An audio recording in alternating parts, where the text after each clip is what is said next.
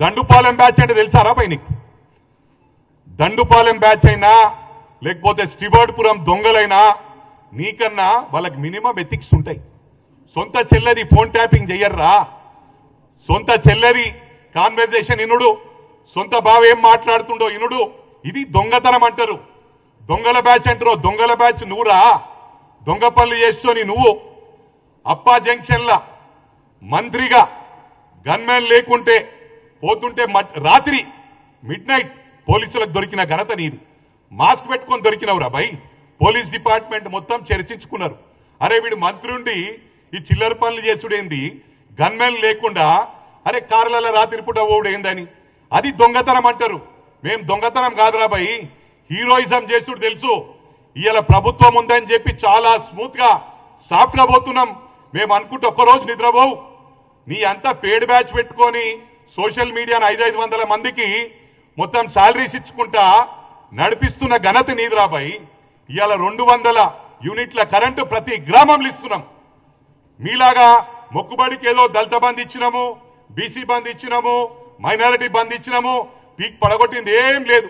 మేము ప్రతి ఊర్లో ఇందిరా మిల్లు ఇస్తున్నాం. ఇవాళ ముఖ్యంగా గమనించాల 10 సంవత్సరాల్లో ఇవాళ 1600 కోట్లు ఉంటాయిరా మీ దగ్గర. 1000 కోట్లు, లక్షల కోట్లు మీ దగ్గర ఉన్నాయి. 1600 కోట్లు మీ పార్టీ ఫండ్. అరే రాహుల్ గాంధీ గురించి మాట్లాడడానికి సిగ్గులేదురా నీకు? ఎందుకు మాట్లాడతావురా? వాళ్ళ చరిత్ర ఉందిరా. ఇండిపెండెన్స్ రానప్పుడు వాళ్ళు ఉద్యమానికి ఆయన మన స్వాతంత్రం రావడానికి ఫండింగ్ చేసింది వాళ్ళ ముత్తాత జవహర్లాల్ నెహ్రూ గారు. వారికి ఒక ఘనత ఉంది. స్టిల్ ఆన్ టుడే ఒక ఎకానమీ ఫ్లైట్లా ట్రావెల్ చేస్తాడు రాహుల్ గాంధీ. ప్రియాంక గాంధీ ఒక డబుల్ బెడ్రూమ్ ఫ్లాట్లా ఢిల్లీలో ఉంటది. అది వాళ్ళ చరిత్ర. నీకేమో సొంత విమానాలు కొనుక్కొని తిరగబడితేవి నువ్వు. అమెరికాల 100 ఎకరాలు, కెనడాల 1000 ఎకరాలు, బయట రాష్ట్రాలలో బయట దేశాలలో మొత్తం ప్రాపర్టీస్ ఉన్నాయి. హైదరాబాద్ లో పడగొట్టింది ఏం రా నువ్వు? హైదరాబాద్ ఏమంటావు? హైదరాబాద్ ఓటర్స్ మాకేసిరని. హైదరాబాద్ ఓటర్స్ అందుకు వేయలేరు రా భయ్. కేటీఆర్ గుర్తు చేసుకో, వీడు పెద్ద సైకోగాడు. వీడు రేపు మళ్ళా నాశనం పట్టిస్తాడు. ప్రభుత్వం వచ్చేటట్టుంది, ఏదైనా జిమ్ముకులు చేసి 100% ఇలా ప్రభుత్వం వస్తుందని ఓటేసిరు. నువ్వేమంటున్నావు? ట్రైలర్ నడుస్తుంది, వీళ్ళ సినిమా ఫ్లాప్ అయిందంటున్నావు. ఫ్లాప్ కాదురా, ఫస్ట్ హాఫ్ లోనే మీరు ఫ్లాప్ అయ్యారు. హైదరాబాద్ లో, గ్రేట్ హైదరాబాద్ లో అయింది, మెజారిటీ సీట్లు మాకు వచ్చినాయి అంటున్నావు కదా. ఊరు వాళ్ళేమో వాళ్ళు ఆలోచించరు. అరే ఈ ప్రభుత్వం బాగలేదని తీసి బండగొట్టిరు. గ్రేట్ హైదరాబాద్ అంటే ఇది మినీ ఇండియా, అన్ని రాష్ట్రాలకెళ్ళి నివసిస్తున్నారు కాబట్టి వాళ్ళు భయప్రాంతులైనరు. రేపు మళ్ళా వీళ్ళు ప్రభుత్వంకి వస్తారు, ఇట్లయినా వస్తే మా అందరు నిలబడతారని భయపడి ఓట్లేసిండ్రు. సరే ఈ ఫస్ట్ హాఫ్ లోనే ఖతమైంది కదా రాబాయ్ మీరు. ఇప్పుడు సగం సినిమా అయింది అంటే 5 సంవత్సరాల 2.5 years అయినా నువ్వు ఎందుకు రావులకి పడతావు? ఊకే నువ్వు ఇచ్చినావురా మ్యాండేట్, ప్రజలు ఇచ్చారు మాకు మ్యాండేట్. ఎందుకు ఉలికి పడుతున్నావు? ఎందుకు టెన్షన్ అవుతున్నావు? వెరీ ఫస్ట్ డే బిగినింగ్ నుంచి కూడా ఇగో వచ్చేసింది ప్రభుత్వం అనే విధంగా ప్రభుత్వాన్ని క్రిటిసైజ్ చేయడము, డిస్టర్బ్ చేయడము, డెవలప్మెంట్ అడ్డుకోవడం.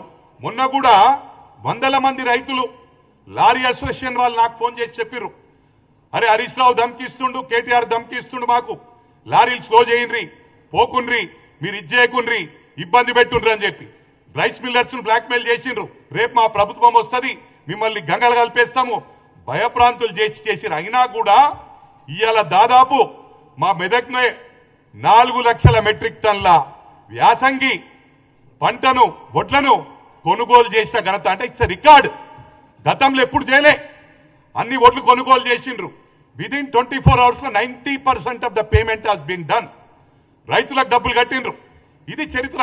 అంటే ఇలా అన్ని సిస్టమేటిక్ వేలే చేసుకుంటూ పోతున్నాం రా. ఇలా మహిళలకు ఇస్తున్నాం, మహిళలకు ఒక ఊర్లు ఇచ్చి ఒక ఊర్లు ఇస్తలేమా?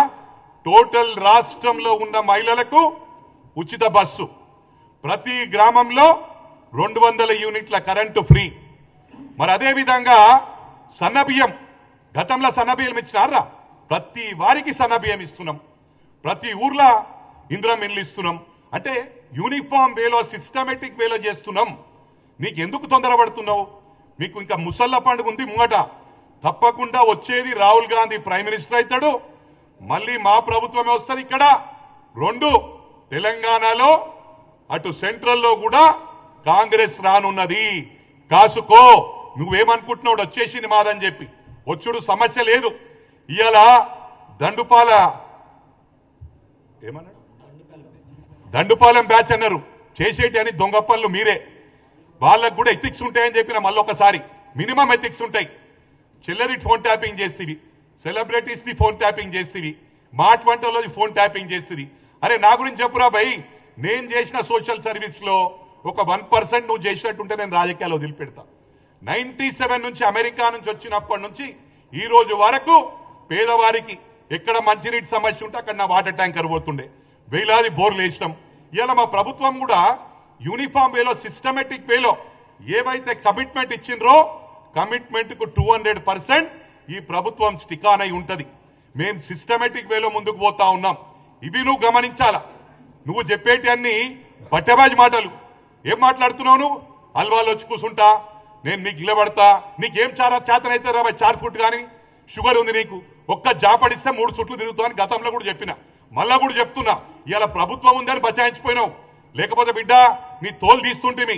ఇప్పుడు కూడా చెప్తున్నా, ఇప్పటికీ మళ్ళీ మీరు ఇదే విధంగా ప్రవర్తించి ఎక్కడైనా దాడి చేసినట్టు చేస్తే ప్రతి దాడి ఉంటది. నువ్వు సిరిసిల్లాల చేయి, లేకపోతే పెద్దపల్లె చేయి, ఎక్కడ చేసినా మైనంపల్లి బ్యాచ్ వచ్చి మళ్ళీ నీ తోలు తీస్తా అని చెప్పి కూడా ఈ సందర్భంగా మనవి చేస్తూ